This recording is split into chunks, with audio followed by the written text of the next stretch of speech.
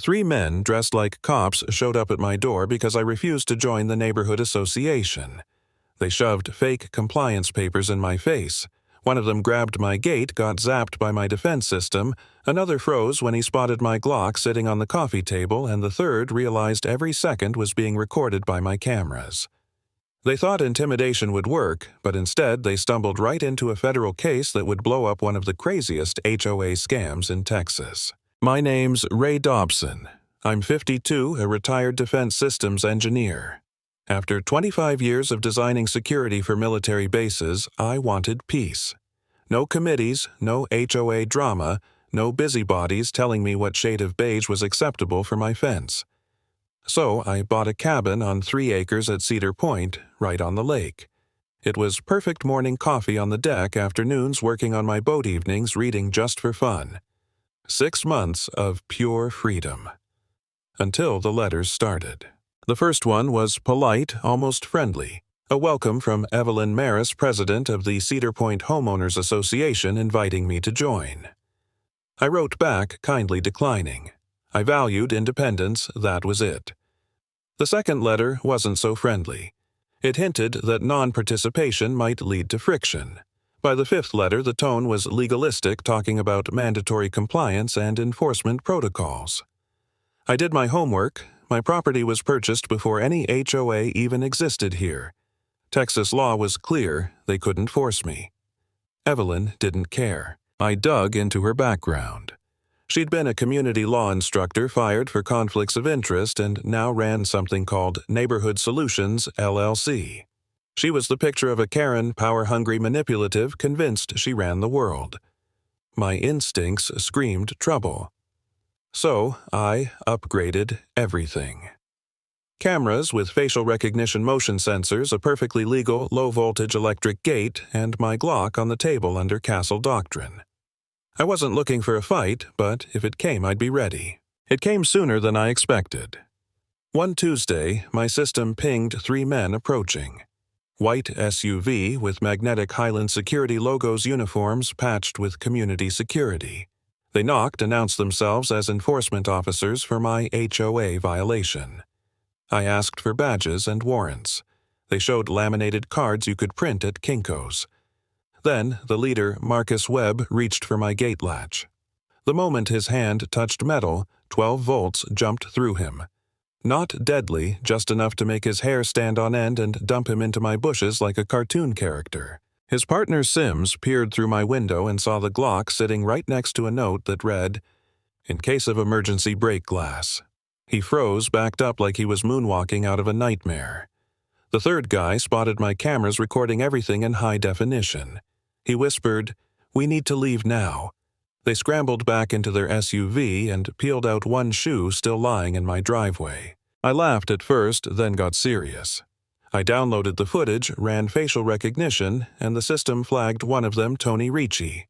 Prior arrest for impersonating a police officer. Still on probation. These weren't HOA volunteers, they were criminals. And when I stepped outside, I found something they'd dropped a USB drive. Curiosity won. I plugged it into a secure machine.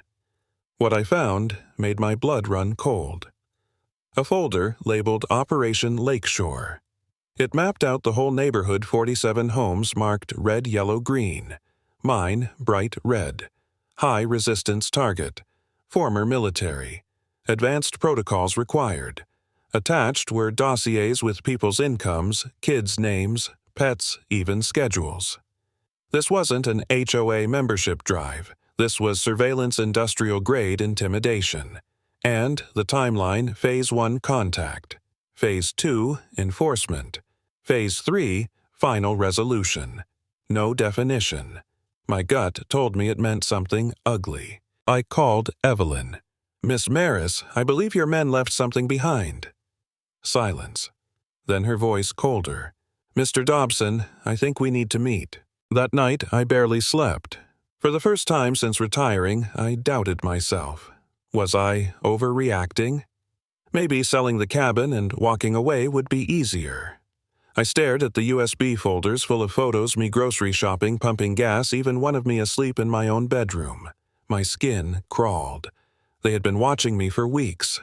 I felt powerless, exposed, like no amount of cameras could protect me from eyes already inside my life.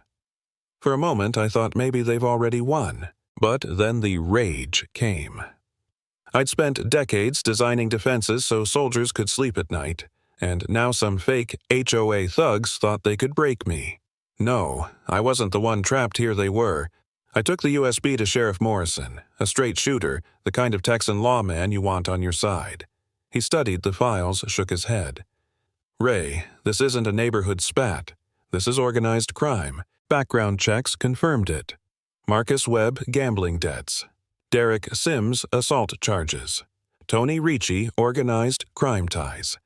Evelyn had recruited criminals with vulnerabilities, turned them into her enforcers. Morrison looped in the FBI.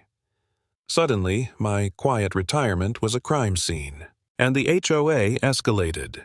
Fake legal papers delivered to my door, late-night phone calls with nothing but heavy breathing, cars cruising slow, cameras aimed at my cabin.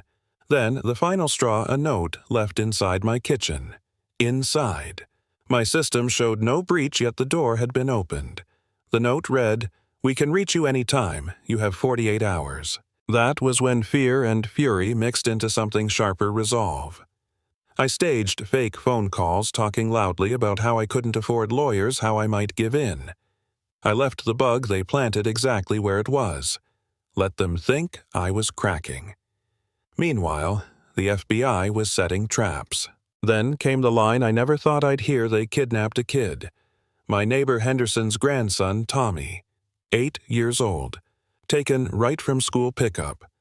Evelyn sent me a message, "Meet us at Riverside Park, come alone, or the boy suffers." That flipped the table. This wasn't about property lines anymore. This was about evil. The FBI prepped surveillance teams disguised as joggers, families, maintenance crew. My job was to show up, keep her talking. At 2 p.m., Riverside Park was full of kids playing parents on benches. Evelyn walked up with 2 men who weren't amateurs. Military-bearing weapons, hidden eyes scanning constantly. She smiled like a shark. "Tommy is safe. Ray, as long as you cooperate." I asked, "What kind of HOA needs kidnapping to sign up members?" Her eyes narrowed. "The kind that gets results." She leaned close. "You've been remarkably uncooperative, so consider this enhanced persuasion." My blood boiled, but I forced calm. "You made one mistake, Evelyn." Her eyebrows lifted. "Oh, and what's that?" I smiled cold. "You assumed I'd negotiate." I tapped my watch. Suddenly, the park came alive. Agents popped up from everywhere, weapons drawn. FBI, hands in the air. Families screamed, ran for cover. Her bodyguards froze, smart enough not to start a firefight in a playground. Within seconds, they were cuffed. Evelyn pinned against a picnic table, still sneering. Across town, another team raided her office. They found Tommy alive in the basement, shaken but safe. They also found files, proof of Operation Lakeshore ties to international investors' surveillance on families across multiple states. As they loaded Evelyn into a cruiser, she looked straight at me. "This doesn't end with me, Ray. Progress is inevitable. You can't stop it." Maybe she believed that. But standing there, hearing Tommy cry in his grandfather's arms, I knew one thing. She'd lost. And that's where it ends, because bullies only win if you let them.